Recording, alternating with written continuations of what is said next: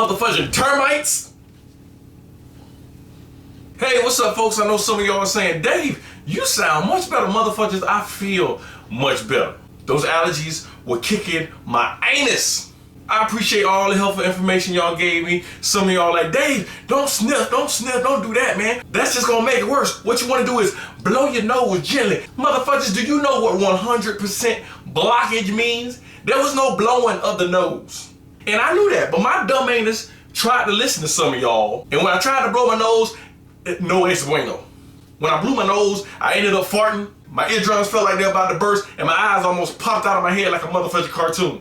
So, for those of you motherfuckers who told me to do that, fuck you.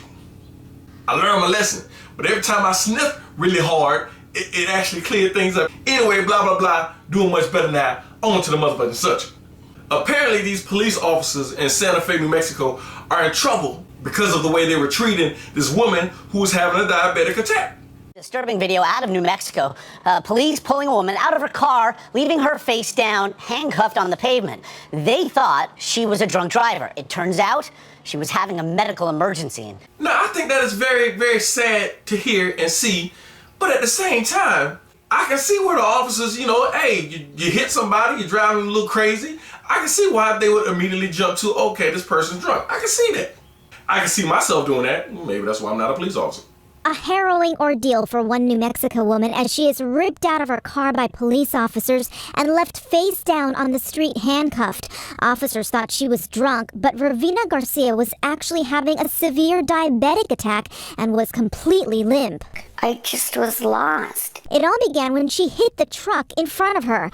Officers couldn't get her out of the car, so they broke the window. I just didn't know how to open the door. They threw her on the ground, put her in cuffs, leaving her face down, then walking away while she lay there for more than a minute, raising concerns from the sheriff's office. Now, see, I don't know if the ground was hot or not. I know I've been pulled over by a police officer, and they tried to sit me on the hot damn curb on a hot summer's day in Florida for that shit. You sit on a curb in 95-degree Florida weather. They ended up letting me just stand up and let me go because I didn't do shit. I just fit the description of somebody that had just robbed the bank. Anyway, enough about me. Why are my hands like this? Then walking away while she lay there for more than a minute, raising concerns from the sheriff's office. In this case, there was no resistance.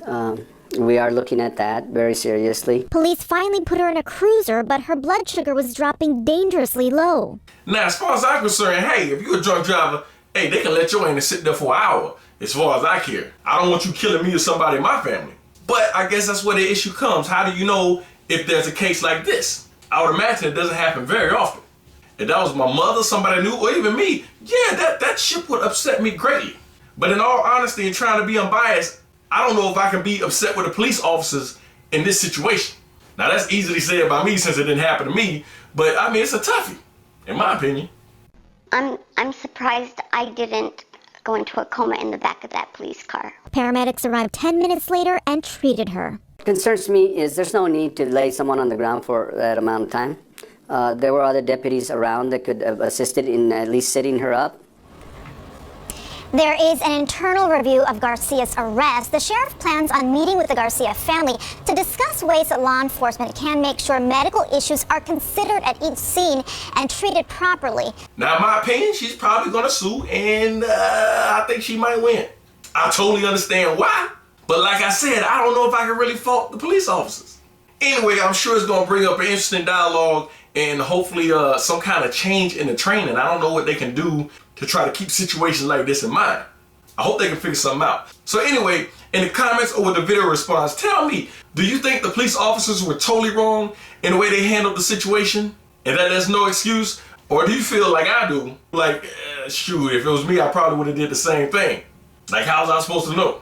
I'm David Spates. Say what you gotta say. Now get that camera out my face, sucker.